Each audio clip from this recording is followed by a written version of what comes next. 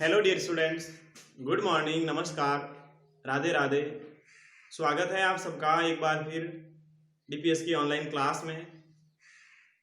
बेटा, जैसा आप सबको मालूम है, मैं आपको साइंस सब्जेक्ट पढ़ाने के लिए हमेशा प्रेजेंट होता हूं और उम्मीद है आपसे आप भी मेरे साथ साथ में पढ़ते होंगे। जैसा आपको मालूम है, हमने तीन चैप्टर कर लिए हैं और वो एक बहुत इंपॉर्टेंट टॉपिक्स है आपके लिए। चैप्टर में हमने पहले किया था, वो था need of food and sources of food था, sources of food and food habits of animals.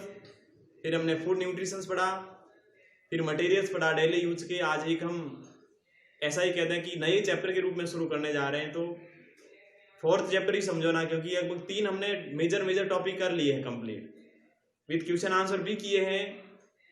उम्मीद है आपसे कि आपने वो भी किए होंगे। अब grouping of materials, GROUPING, grouping of METERIALS, grouping of materials. Grouping of materials का मतलब क्या होता है? मटेरियल्स यानी पदार्थ या सामग्रियां, यही होता है ना मटेरियल्स, हाँ, पदार्थ या सामग्री। ऑफ ग्रुपिंग, ग्रुपिंग का मीन्स क्या होता है बेटा? ग्रुप का मीन्स समूह होता है कि नहीं होता समूह? ग्रुप का मीन्स समूह होता है। यहां दे रखा ग्रुपिंग, और ग्रुपिंग का हिंदी मीन्स होता है समूहीकरण। क्या होता है? समूहीकरण होता है। तो पदार्थों का समूहीकरण, पदार्थों का समूहीकरण, ग्रुपिंग करना है। देखो बेटा, इसके बारे में पढ़ते हैं। अब इसमें हम ऐसे एज ए इंट्रोडक्शन के रूप में क्या पढ़ने वाले हैं? इंट्रोडक्शन के रूप में हम ये पढ़ने वाले हैं कि हमारे को बेटा ग्रुपिंग की जरूरत क्यों पड़ती है, हमारे को ग्रुपिंग की आवश्यकता क्यों पड़ती है। उसके अलावा सॉर्टिंग ऑफ द ऑब्जेक्ट्स, यानी वस्तुओं को ऐसे कह सकते हैं अलग अलग रखना। सॉर्टिंग का मीन्स अलग अलग रखना। तो सबसे पहले इंट्रोडक्शन के रूप में यही होता है कि आवश्यकता क्यों पड़ती है हमारे को ग्रुपिंग की। तो सबसे पहले देखो बेटा, हम हमारे चारों ओर में बहुत सारी चीजें देखते हैं। हम हमारे चारों ओर में बहुत सारी चीजें देखते हैं, वो सारी अलग अलग होती है, उसकी प्रॉपर्टी अलग अलग होती है, दिखने में भी अलग अलग होती है, उसकी विशेषताएं भी अलग होती है एक दूसरे से। यहां पर क्या होता है, वहां पर हमारे को जरूरत पड़ जाती है उसको ग्रुप करने की। आपको ये पता होगा, एक सिंपल सा एग्जांपल देता हूं, आपकी घर का ही उदाहरण देता हूं। मैं आपके घर में ही अगर बात करता हूं, जो वार्डरोब होता है यानी अलमीरा होती है, अलमीरा के अंदर आपके कपड़े रखे हुए होते हैं। अब आप ही बताओ, उस अलमीरा में कपड़े सारे ऐसे ही रखे होते हैं? मम्मी के, पापा के, बच्चों के सारे कपड़े क्या ऐसे ही पड़े रहते हैं, या ऐसे रखते हो कि इधर सारे मम्मी जी के कपड़े, इधर छोटे बच्चे हैं तो छोटे बच्चों के कपड़े, उसके पास में सारे आपके पापा के कपड़े, ऐसे रखे हुए होते हैं कि नहीं होते? बताओ आप ही। अब जब ऐसे रखे हुए होंगे तो क्या होगा? पता करने में आसानी रहेगी, लेने में आसानी रहेगी। आपको पहले से पता होगा कि इसमें मेरे वाले ही कपड़े हैं, तो मैं उसी में ही ढूंढूंगा, मैं दूसरे वाले में थोड़ी ढूंढूंगा। या ऐसा थोड़ी है कि मेरे कपड़े इस लाइन में बने हुए हैं, इस लाइन में रखे हुए हैं, और मैं मेरी मम्मी वाले कपड़ों को उधर उसको उदल पुदल कर रहा हूं और उसमें से ढूंढ रहा हूं कि मेरा कपड़ा कौन सा आएगा। उसमें तो आपको पहले ही पता है, इधर तो नहीं है अभी, 100% नहीं है, क्योंकि सारे कपड़े आपके मम्मी जी के कपड़े रखे हुए, तो वहां पर मेरे कपड़े वहां नहीं मिलेंगे मेरे को, ये आपको पता रहता है नहीं रहता है। तो बेटा वो भी एक तरह का ग्रुपिंग हो गया, आपने उसकी ग्रुपिंग बना दिया, आपने ग्रुप बना दिया, पापा के कपड़ों का ग्रुप अलग बना दिया कि वो सारे पापा के ही कपड़े हैं, उसमें मम्मी जी का नहीं कपड़ा है और नहीं मेरा है। उसी प्रकार एक तरफ सारे कपड़े मम्मी जी के हैं, उसमें ना तो कोई मेरा कपड़ा है और ना किसी और का है। तो बेटा यही एक ग्रुपिंग होता है। तो ग्रुपिंग की आवश्यकता अब आपको भी पता चल गया होगा कि हमारे को ग्रुपिंग की आवश्यकता क्यों पड़ी। आप ही बताओ अब क्यों पड़ी आपको ग्रुपिंग की आवश्यकता। आपको ग्रुपिंग की आवश्यकता में सबसे बड़ा तो है आपको उसको काम लेने में आसानी रहेगी, आपको काम करने में आसानी रहेगी। या फिर सारे कपड़े ऐसे ही पड़े हुए रहते हैं, उसमें से अगर आपको कोई कपड़ा लेना है तो आप सारों को उतल पुतल करोगे, फिर जाकर के पता नहीं वो मिलेगा ही नहीं मिलेगा, नहीं मिलने वाला है। जल्दी जल्दी में उसके साथ चला गया होगा, पहचान ही नहीं पाई, फिर ढूंढा मिला ही नहीं। तो ग्रुपिंग वो प्रोसेस होता है, ग्रुपिंग या सॉर्टिंग आउट या अलग रखने की, वस्तुओं का समूह बनाना, जो भी ऑब्जेक्ट्स होती है उस ऑब्जेक्ट का ग्रुप बनाना, उसको अलग अलग रखना, ये क्या कहलाता है? एक तरह से क्लासिफिकेशन कहलाता है। क्लासिफिकेशन होता है वर्गीकरण। वर्गीकरण होता है कि कोई भी चीज अगर दिखने में सेम होती है या उसकी प्रॉपर्टी सेम होती है तब हम उसको अलग रखते हैं।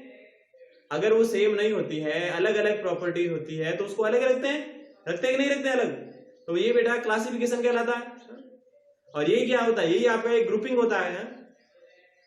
अब ग्रुपिंग कई तरीकों से किया जा सकता है। ग्रुपिंग जो की जाती है वो नंबर ऑफ वेज, बहुत सारे तरीके, कितने ही तरीकों से ग्रुपिंग की जा सकती है। अब बात करता हूं आगे। अगर कोई भी मटेरियल्स होता है, कोई भी पदार्थ या सामग्री होती है जो किसी ना किसी वस्तु की बनी हुई होगी, कोई भी वस्तु किसी की भी बनी हुई होगी, उसके अंदर कहीं पर भी वो वस्तु हो, आप उस वस्तु का दे करके पता चला सकते हो। उसको आप दे करके या छू करके आप पता कर सकते हो ये वस्तु कैसी है। उसके अलावा उसके भार को दे करके, वो स्पेस कितना ऑक्यूपाई करती है उसको दे करके, वो एक मैटर कहलाता है। मैटर क्या होता है? मटेरियल्स होता है पदार्थ या सामग्री, और मैटर होता है द्रव्य, यानी जिस वस्तु का द्रव्यमान होता है। कोई भी वस्तु जो जगह घेरती है उसको मैटर कहते हैं। ये चौक है मेरे पास में, मैं इसको यहां रखूंगा तो क्या ये जगह घेरेगी कि नहीं घेरेगी? जगह घेरेगी यहां पर। तो ये एक तरह से क्या है? ये मैटर हो गया आपका, ये आपका मैटर हो गया। यानी कोई भी वस्तु ऐसी जिसका द्रव्यमान होता है, और द्रव्यमान में वही समझना भार, और वो स्पेस घेरती है, ऑक्यूपाई स्पेस करती है, जगह घेरती है, स्थान घेरती है, उसको मैटर कहते हैं। जैसे लकड़ी हो गया, स्टील हो गया, ग्रेफाइट हो गया, मिट्टी हो गया, रबर हो गया, ये सारे क्या है? मटेरियल्स है। तो मैंने आपको क्या बताया? ग्रुपिंग करना बताया मैंने आपको। क्या बताया? तो मैंने मटेरियल्स का ग्रुपिंग करना समझाया आपको कि कैसे की जाती है और क्यों की जाती है। यही बताया मैंने आपको कि मटेरियल्स की ग्रुपिंग कैसे की जाती है, क्यों की जाती है। उसी प्रकार से आगे बात करता हूं मैं। हमारे चारों ओर बहुत सारे मटेरियल्स होते हैं, ये भी आपको भी पता है, मेरे को भी पता है। यानी मटेरियल्स यानी बहुत सारी चीजें होती है, बहुत सारी वस्तुएं हमारे आसपास में होती है कि नहीं होती है? होती है सर, आपको भी पता होगा। अब ये जो भी अलग अलग प्रकार की सामग्री होती है उसको अलग अलग जगह से रखा जाता है कि नहीं रखा जाता है? तो अब मैं बात करूंगा, अब मैं बात करता हूं क्या, तो जैसे कोई भी वस्तुएं होती है, हमारे चारों ओर की वस्तुएं जो अलग अलग वस्तुएं बनी हुई होती है, एक कोई भी ऐसी सामग्री होती है, कोई भी मटेरियल होता है, उसका उपयोग हम अलग अलग प्रकार की वस्तुओं के रूप में करते हैं कि नहीं करते? कोई भी सामग्री होती है उसका हम कैसे उपयोग करते हैं? अलग अलग प्रकार की वस्तुओं के रूप में उपयोग करते हैं। उदाहरण के लिए मैं बता देता हूं, स्टील का उपयोग होता है, मशीन बनाने के लिए होता है स्टील का उपयोग, बर्तन बनाने के लिए होता है, ब्रिज बनाने के लिए होता है, बिल्डिंग भवन बनाने के लिए होता है, स्टील का उपयोग होता है। तो ये सारी स्टील से बनी हुई होती है। किससे बनी होती है? स्टील से बनी हुई होती है। उसके अलावा भी अलग अलग प्रकार की वस्तुएं होती है जिससे कोई सामग्री बनाई जाती है। उसके अलावा और भी अलग अलग प्रकार की वस्तुएं होती है, उससे कुछ सामग्री बनाई जाती है। और उदाहरण लेता हूं, स्टील का यूज होता है चाकू बनाने के लिए होता है, बर्तन बनाने के लिए होता है, कार्स बनाने के लिए होता है, बिल्डिंग्स बनाने के लिए होता है। या अदर वर्ड में हम और भी ये कह सकते हैं कि हम कोई भी वस्तु जो होती है वो अलग अलग पार्ट से बनी हुई होती है, अलग अलग मटेरियल से बनी हुई होती है। कोई वस्तु, कुछ वस्तुएं होती है वो जो अलग अलग प्रकार के पदार्थ से बनी हुई होती है। उदाहरण के लिए मैं बात करूंगा, एक टम्बलर की बात करता हूं।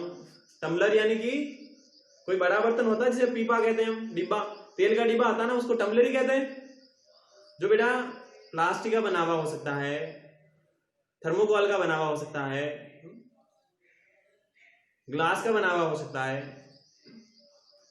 चीनी मिट्टी का बना हुआ हो सकता है।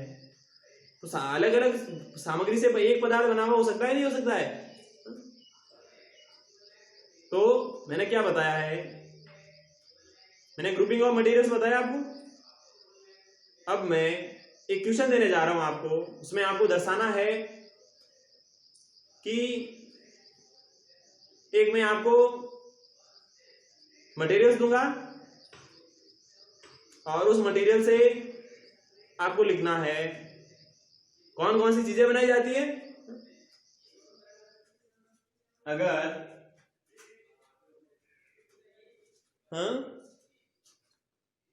क्या क्वेश्चन देने वाला हूं मैं आपको, एक क्वेश्चन देने वाला हूं और वो है लिखना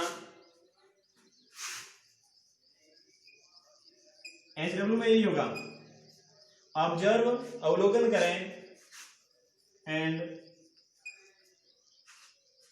right the name of things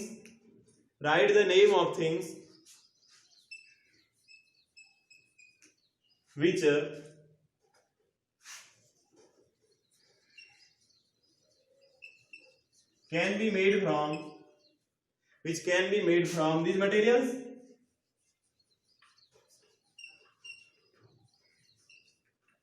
क्या लिखवा रहा हूं मैं? ऑब्जर्व करना है, अवलोकन कीजिए और उसके वस्तुओं के नाम लिखिए जो कि इन पदार्थों से बनाई जा सकती है। नंबर फर्स्ट लिख रहा हूं प्लास्टिक। क्या लिखा मैंने? प्लास्टिक लिखा। आपको प्लास्टिक से बनने वाली कोई 3 चीजें लिखनी है जो प्लास्टिक से बनती है। उसी प्रकार मैंने वुड लिखा, लकड़ी से कौन कौन सी चीजें बनती है। उसके अलावा मैंने लिखा स्टील, STEEL, स्टील से कौन कौन सी बनती है। फिर मैं लिख देता हूं आयरन यानी लोहा, लोहे से कौन कौन सी वस्तु बनती है। उसके अलावा मैं लिख देता हूं और वो लिख रहा हूं लेदर, LEATHER,